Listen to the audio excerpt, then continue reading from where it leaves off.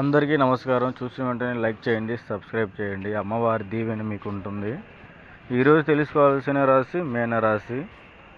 ఈ రాశి వారు పరాయి వాళ్ళు కూడా మన వాళ్ళు అని చెప్పి అనుకునే మనస్తత్వం గలవాళ్ళు.